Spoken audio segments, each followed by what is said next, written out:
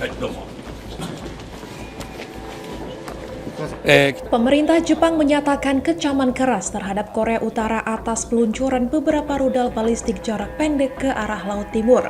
Rudal-rudal tersebut ditembakkan dari wilayah pantai timur semenanjung Korea antara pukul 8 hingga 10 pagi waktu setempat. Seluruh proyektil jatuh di perairan timur semenanjung, di luar zona ekonomi eksklusif Jepang, dan tidak menyebabkan kerusakan maupun korban jiwa.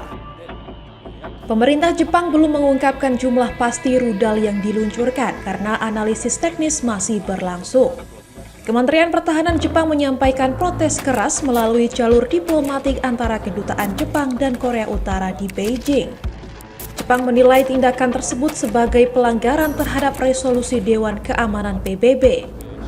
Peluncuran ini juga dinilai sebagai ancaman serius terhadap stabilitas regional dan keamanan global.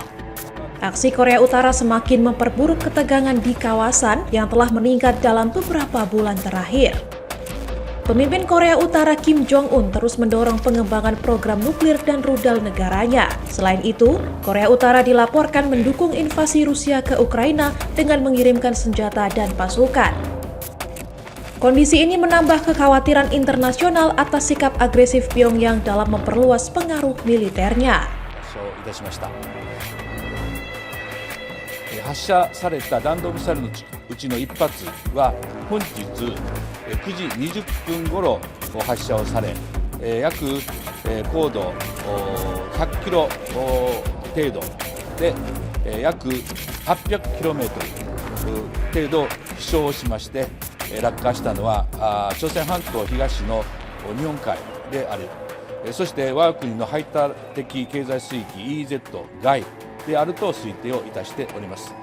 また当該弾道ミサイルは変則軌道である、飛翔した可能性がありまして、引き続き分析中であります。我が国としましては北朝鮮に対して厳重に抗議をし強く非難をいたしました。